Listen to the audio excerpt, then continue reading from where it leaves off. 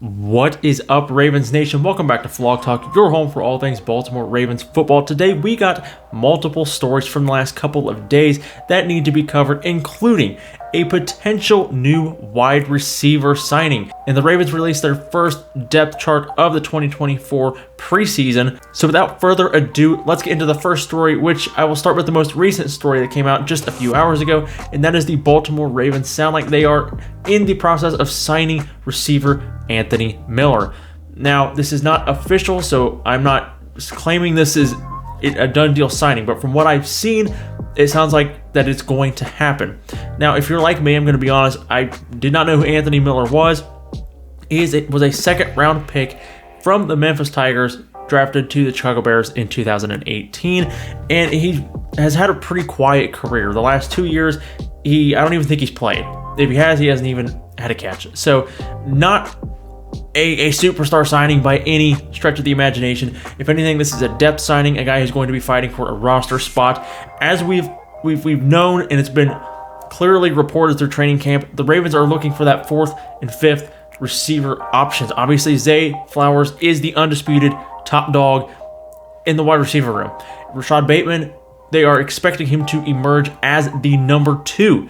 And of course, they brought back Nelson Aguilar this season, and he is likely to be the number 3.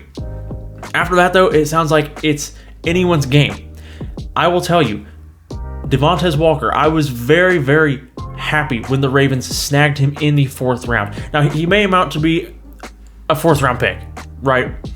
However, he's a guy that I think has so much potential. He has the size, he has the speed. Can he develop? He's a developmental guy. Can he develop into a big-time receiver?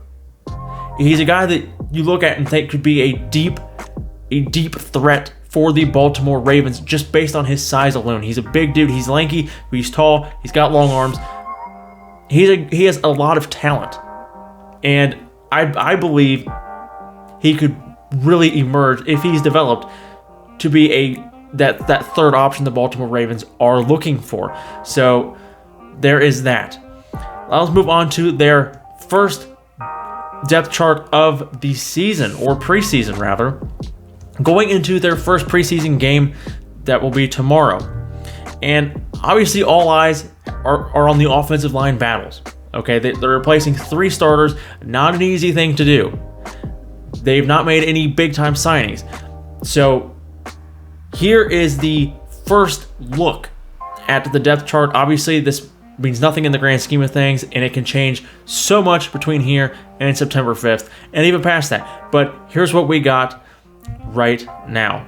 Starting with the left guard. Andrew Voorhees is listed as the starter. Obviously, he missed last year due to a torn ACL.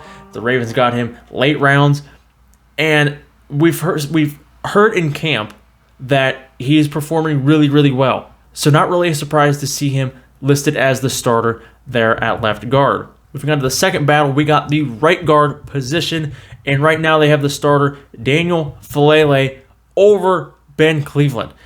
Now, this is, in my opinion, this is a make or break year for Ben Cleveland. He hasn't been the most impressive up to this point. That's just calling it how I see it. No disrespect to him in any way. That doesn't mean he can't be a serviceable backup, but he has not emerged. Maybe this will be the year that he does. Not ruling that out. But up to this point, he has not quite lived up to expectations in Baltimore. So Daniel Falele is listed as the starter at right guard. Moving on to right tackle, the starter right now is listed as Patrick McCurry over Roger Rosengarten. So not really any surprises there. Like I said, this is not official by any means. I'm assuming this is just how they're going to trot out the first preseason game. So much time before now and the season starts. But that being said, I wouldn't be surprised if this is the lineup September 5th against the Kansas City Chiefs. Would not be surprised at that. Especially, I'm pretty confident Andrew Voorhees is going to be the left guard. On a side note, hopefully Ronnie Stanley can get back to somewhat of his normal form. Last year, I didn't think he looked like his normal self. And you could say it's injuries, but maybe it is. But that doesn't typically get better with time and age the older you get. So hopefully he can stay healthy and return to form, because I don't know how many times off the top of my head Lamar Jackson got sacked or strip sacked from the left edge, but it felt like too many. So I'll be keeping an eye on that going forward. Obviously, Ronnie Stanley is the undisputed left tackle. I'm not saying that's in question, but I just mean this season, following that storyline of how does Ronnie Stanley perform, and of course how the rest of this offensive line performs, could make or break this Baltimore Ravens offense. Now, a story that's been covered more the last couple of days is highlighting Lamar Jackson's off-season weight loss. It's no secret that 2 years ago, he bulked from 205 all the way up to 230 to be more durable. Okay, so naturally, it would just make sense that maybe he was a little slower. I didn't really notice a huge difference in his speed, but I'm also not Lamar Jackson, and he can. He felt like he was, as he said, fat and a little slower, and he watched some of his game film and thought he looked out of shape. And obviously, Lamar Jackson is far from out of shape, but it's no surprise that he's not moving as fast as maybe he's used to or that he wants to. Lamar Jackson broke onto the scene as absolute dynamite runner, but going all the way up to 225 2 years ago, dropping to 215 last year, and now back to 205. I'm really curious to see what his speed does look like. I do anticipate him to be faster. The play that sticks out to me is the AFC Championship game. That 4th and 1 quarterback draw where he powers through the middle, and it looks like he could have broken it, but then he stopped and slowed down. Obviously, he felt like he could not get all the way to the end zone. So that is one play that sticks out to me as that could be what he's referring to, or one example, but we'll see. I'm excited to see what this does for him going forward. I don't worry about his durability. Everybody that says he's going to get injured now, maybe you're right. I happen to disagree, unless, it's just the game of football. It happens, but I don't think this is going to be a make or break thing for him to definitely get injured. So there's that. Obviously, very exciting. Hopefully Lamar Jackson gets back to his peak speed that we've seen him in years past. All right, some injury updates. A couple days ago, it was reported that Arthur Millette, Odafe Oweh, and Rashad Bateman were among Ravens who missed Tuesday's practice. So originally, not a whole lot reported there. As far as I know, Rashad Bateman's injury is still undisclosed. Odafe Oweh turns out has a sprained ankle, and Arthur Millette is going to have arthroscopic knee surgery to clean up his knee, but John Harbaugh said they will revisit it around the beginning of the season and kind of see where he's at. Obviously, Arthur Millette was a big piece to that Ravens defense a year ago, particularly in the slot and in blitzing packages. He was really, really good. So hopefully he's good to go beginning of the season, or if not, right around the beginning of the season, because the Ravens are absolutely could use his services. Not that they're lacking in the slot. Kyle Hamilton, Marlon Humphrey, two guys that can absolutely line up in the slot, but the more depth you have, the better off you are. And if Arthur Millette's in there, then those guys can be in other areas, obviously. So that brings us to the final story of today. And if you're still watching almost 10 minutes in, I appreciate you so much. Do me a huge favor, if you are indeed watching, hit the like button, subscribe, and comment what you're most looking forward to watch in the preseason game tomorrow. Now, the final story of the day. According to the Fox Sports Power Rankings, the Ravens are behind the Cincinnati Bengals. According to Dave Hellman on the NFL on Fox podcast, he says, "Yes, Ravens fans, I can hear you yelling at me. I've got the Bengals ranked over the Ravens, even though the Ravens were the number 1 seed in the AFC last year. I think the Bengals gained and the Ravens lost. Yes, Derrick Henry is in Baltimore, but there's 3 starters missing on their offensive line. That's true. Their defensive coordinator, Mike McDonald, is the head coach in Seattle now. Patrick Queen plays for the Pittsburgh Steelers. Jadeveon Clowney left. That's a lot of offset in Baltimore." He says that he thinks the Bengals are going to be right back where they've been at the top of the AFC North this season. There's a couple different ways you can go with this. You can feel disrespected because the Ravens are the reigning AFC North champs and were the top seed in the AFC North, or the AFC rather, excuse me.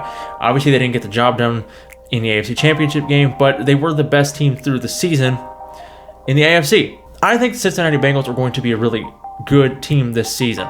Okay, if Joe Burrow can stay healthy, they have a lot of talent. So it's not like impossible that the Cincinnati Bengals could win the AFC North. Okay, in fact, the door is really wide open because the AFC North is the best division in football. That being said, what I took most notice of is when he pointed out what the Baltimore Ravens lost on defense.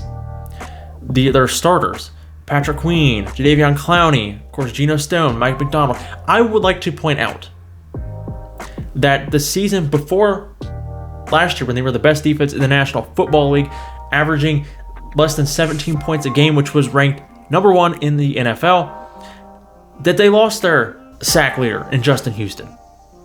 They lost Calais Campbell on the inside. By losing Jadeveon Clowney, obviously that's a big loss because he was very, very good last year.